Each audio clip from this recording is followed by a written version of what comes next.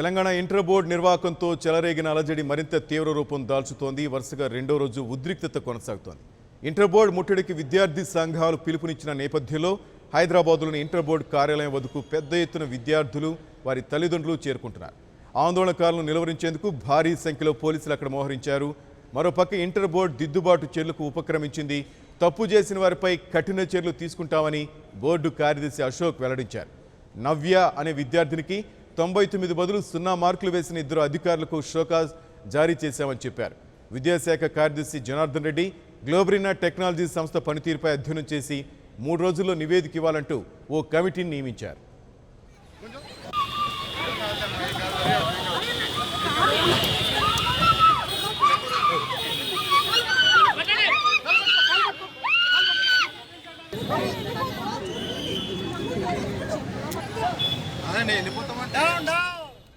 ఫలితాల్లో గందరగోళానికి కారణం ఇంటర్ బోర్డుల అధికారుల మధ్య విభేదాలే కారణమని ఇంటెలిజెన్స్ వర్గాలు ముఖ్యమంత్రికి నివేదిక ఇచ్చినట్లు సమాచారం. కొందరు అధికారులు గందరగోళం సృష్టిస్తున్నారని పేర్కొన్నట్లు తెలిపింది. ఇంటర్ బోర్డులో అంతర్గత తగాదాల వల్ల కొందరు అధికారులు ఈ అపోహలు సృష్టించారని విద్యాశాఖ మంత్రి ఆదివారమే వ్యాఖ్యానించడం గమనార్హం. అయితే ఫలితాల్లో జరిగిన తప్పులను కప్పిపుచ్చుకోవడానికే అంతర్గత విభేదాలంటూ ప్రభుత్వం చెప్తోందని కొందరు విమర్శిస్తున్నారు.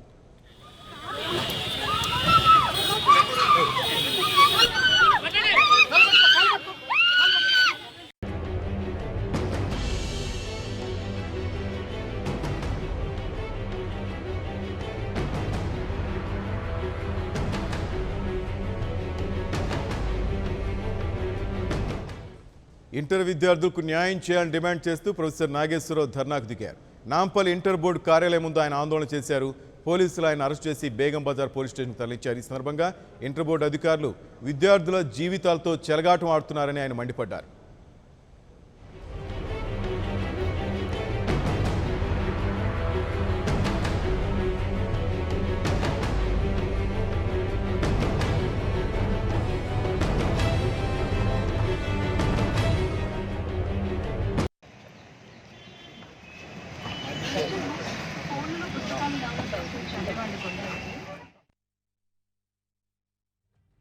పరీక్షల్లో అవకతవకలు జరిగాయి.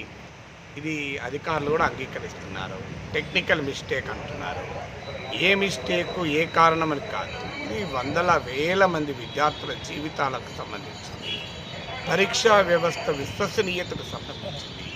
విద్యా వ్యవస్థ పైన నమ్మకానికి సంబంధించింది. పిల్లల జీవితాలకు సంబంధించింది. ఎందుకంటే ఇవాళ ఇంటర్మీడియట్ మార్కులు చాలా వాటికి కాంపిటేటివ్ ఎగ్జామినేషన్స్ కూడా ప్రాతిపదిక. అలాంటి వాటిల్లో తప్పులు ఈ స్థాయిలో ఎందుకు జరిగాయి, దీనికి బాధ్యులు ఎవరు, వారిపై చర్యలు తీసుకోవడం ఒక ఎత్తు, దీన్ని ఇక ముందు జరగకుండా చూడడం మరో ఎత్తు. కానీ అన్నిటికీ మించి ఆశ్చర్యాన్ని కలిగించేది ఏంటంటే తల్లిదండ్రులు పిల్లలు మాకు అన్యాయం జరిగింది అని బోర్డ్ ఆఫ్ ఇంటర్మీడియట్ దగ్గరికి వస్తే వాళ్ళను పోలీసులను పెట్టి వాళ్ళని ఎక్కడికక్కడ చెల్లాచెదరు చేస్తున్నారు. ఇంతకన్నా దుర్మార్గం ఉంటుందా? బోర్డ్ ఆఫ్ ఇంటర్మీడియట్ అందరినీ రమ్మని చెప్పి మీరు రండి, మీ అందరు మీ అప్లికేషన్లు ఇవ్వండి, మీ ఏమైనా తప్పులుంటే మేము చూస్తాము, సరి చేస్తాము, ఫీజు కూడా తీసుకోమని చెప్పాలి. రేపటికి రీవాల్యుయేషన్ డేట్ లాస్ట్ డేట్ అంటారు. రీవాల్యుయేషన్కి లాస్ట్ డేట్ ఇది ఎందుకు రీవాల్యుయేషన్ చేయాలి? మీరు వాల్యుయేషన్ సరిగా చేస్తుంటే రీవాల్యుయేషన్ అవసరం ఉండదు కదా. మీరు వాల్యుయేషన్ ఇష్టం వచ్చినట్టు చేసి ఆ తప్పేదో పిల్లలు అన్నట్టు మీరు రీవాల్యుయేషన్ పెట్టుకోండి అని అనడం ఎందుకు? ఇవాళ నేను ఎందుకు వెళ్ళాను అక్కడికి? నేనేమి బాంబులు పట్టుకొని పోలేదు, లాఠీలు పట్టుకొని వెళ్ళలేదు, ఇనుప రాడ్లు పట్టుకొని వెళ్ళలేదు ఏమన్నా కొట్టడానికి. నాకేం చరిత్ర లేదు, నేరపూరిత చరిత్ర. నేను ఒక ప్రొఫెసర్గా, ఒక మాజీ శాసనమండలి సభ్యుడిగా ఏమైంది తెలుసుకుందామని వెళ్ళాను. వెళ్ళుడితోనే సహజంగా నేను వచ్చాక టీవీ ఛానల్స్ వస్తాయి. నాగేశ్వర్కు మీడియాతో అనుబంధం అని నేను టీవీ ఛానల్లో మాట్లాడుతుంటే మిమ్మల్ని మీరు మాట్లాడకూడదు, మాకు పై అధికారులకు ఆదేశాలు ఉన్నాయి నేను చెప్పి నన్ను తీసుకెళ్ళి నిర్బంధించి ఇక్కడ వచ్చిపోయాను. అసలు టీవీలో మాట్లాడే నేరమా? టీవీలో మాట్లాడితే తప్ప నేనేమైనా ట్రాఫిక్ అంతరాయం కలిగితే నేను లోపలికి వెళ్ళి గేట్ లోపల మాట్లాడతాను. నేను బోర్డ్ ఆఫ్ ఇంటర్మీడియట్ సెక్రటరీని కలవడానికి కూడా హక్కు లేదా నాకు? ఒక ప్రొఫెసర్గా, ఒక విద్యావంతునిగా, ఒక శాసన మండలిలో ప్రాతినిధ్యం వహించిన సభ్యుడిగా నాకు కూడా హక్కు లేదంటే ఎట్లా? ఇలా నిర్బంధాన్ని ప్రయోగించలేదు. తప్పులు సరిచేయండి అంటే నిర్బంధం ప్రయోగించలేదు. ఎవరిని కాపాడదలుచుకుంది వ్యవస్థ, ఈ ప్రభుత్వం అనేది? తెలంగాణ ఇంటర్ బోర్డు అవకతవకలపై హైకోర్టులో పిటిషన్ దాఖలు చేసింది బాలల హక్కుల సంఘం. ఈ పిటిషన్ విచారణకు స్వీకరించిన హైకోర్టు మధ్యాహ్నం తర్వాత విచారిస్తామని తెలిపింది. విద్యార్థుల ఆత్మహత్యలకు ఇంటర్ బోర్డుదే బాధ్యత అని ఆరోపిస్తోంది బాలల హక్కుల సంఘం.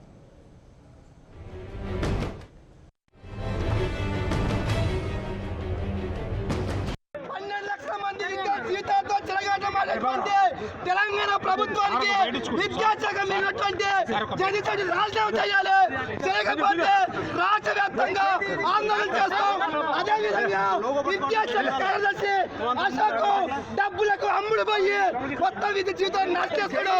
కాబట్టి ఇంటర్మీడియట్ కార్యదర్శి అశోక్ ను సస్పెండ్ చేయాలి. అప్పటిదాకా మా పోరాటం కొనసాగుతుంది. నాంపల్లిలోని ఇంటర్ బోర్డు కార్యాలయం దగ్గర 3 రోజులుగా అదే పరిస్థితి నెలకొంది. భారీగా విద్యార్థులు తల్లిదండ్రులు అక్కడికి చేరుకున్నారు, తమ గోడు వెళ్ళబోసుకుంటున్నారు. కానీ అటు ఇంటర్ బోర్డు నుంచి ఎటువంటి సమాధానం రావట్లేదు. మేము తప్పు చేయలేదని వాళ్ళ దగ్గర నుంచి వస్తోంది. ఇటు మేధావులు కూడా విద్యార్థులకి వారి తల్లిదండ్రులకి సంఘీభావం తెలుపుతున్నారు.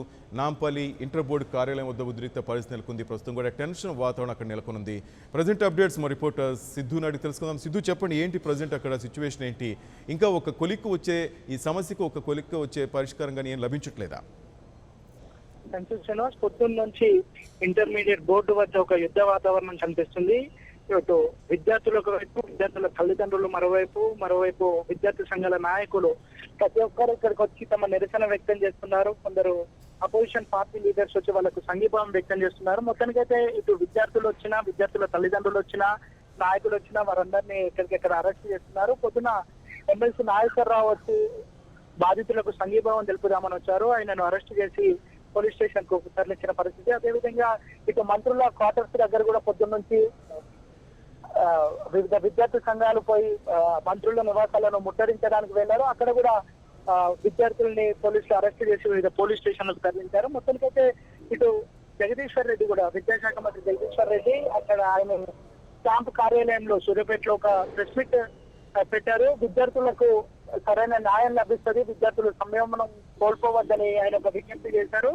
తప్పులు ఎవరు చేశారో విచారణ జరిపి ఒక త్రిసభ్య కమిటీ వేసాము. ఆ కమిటీ రేపు కానీ ఎల్లుండి కానీ నివేదిక అందజేస్తుంది. ఆ నివేదిక తర్వాత ఎవరు తప్పు చేశారు, ఇంటర్మీడియట్ బోర్డు తప్పు చేసిందా లేదంటే లోబడిన సంస్థ తప్పు చేసిందా విచారించి బాధ్యులపై తీవ్రమైన కఠినమైన శిక్షలు వేస్తామని మంత్రి చెప్పారు. అయితే విద్యార్థులు మాత్రం రీవెరిఫికేషన్ కానీ రివాల్యుయేషన్ కానీ అనుమతిస్తూ నిన్న ఉత్తర్వులు జారీ చేశారు. అయితే విద్యార్థులు వచ్చి లోపలికి వెళ్ళి కనుక్కుందామని, లేకపోతే రివాల్యుయేషన్ కానీ, రీకౌంటింగ్ ప్రాసెస్ కానీ, లేకపోతే దానికి సంబంధించిన డీటెయిల్స్ కోసం లోపలికి వెళ్తే వాళ్ళని వెళ్ళని పరిస్థితి ఉంది. ఎవరు వచ్చినా గత 2 రోజుల నుంచి ఇంటర్మీడియట్ బోర్డు కార్యాలయానికి తాళాలు వేశారు. లోపలికి ఎవరిని అలౌ చేయట్లేదు. అయితే ప్రభుత్వము నియమించిన త్రిసభ్య కమిటీ కూడా ఇంతకు ముందే ఇంటర్మీడియట్ బోర్డు కార్యాలయానికి వచ్చింది. అక్కడి నుంచి కూడా సమాచారాన్ని స్వీకరించుకుని వెళ్లారు. రేపు కానీ ఎల్లుండి కానీ ఆ కమిటీ నివేదిక ఇస్తుంది. మరోవైపు ఇటు హైకోర్టులో కూడా ఒక టెన్షన్ వాతావరణం ఉంది. బాలల హక్కుల సంఘము ఒక పిటిషన్ దాఖలు చేశారు. విద్యార్థుల మరణాలకు ఇప్పటికే 17 మంది విద్యార్థులు చనిపోయారు. ఇటు ఇంటర్మీడియట్ బోర్డు ప్రభుత్వం ఏ విధంగా స్పందించట్లేదు. ఈ స్పందన లేకపోవడం వల్ల విద్యార్థులు ధైర్యం కోల్పోయి వాళ్ళ మనోనిబ్బరం దెబ్బతిని ఇప్పటికే ఆత్మహత్యలు చేసుకుంటున్నారు. దీని సంఖ్య మరింత పెరిగే అవకాశం ఉన్న కారణంగా ఒక పిటిషన్ అయితే దాఖలు చేశారు. లంచ్ తర్వాత అది విచారణకు వచ్చే అవకాశం ఉంది. సో జడ్జి గారు లేకపోవడం వల్ల దానికి డిలే అవుతుంది. సో మరికొద్ది విచారణ వస్తుంది. ఒకవేళ హైకోర్టు ఏమైనా గైడ్ లైన్ చేస్తే ఇటు ఇంటర్మీడియట్ బోర్డు కానీ లేకపోతే ప్రభుత్వాన్ని కానీ ఏదైనా గైడ్ లైన్ చేస్తుంది. సో సత్వర న్యాయం లభిస్తుంది అనే ఆశలో బాధితులు అయితే ఉన్నారు. Thank you Siddhu.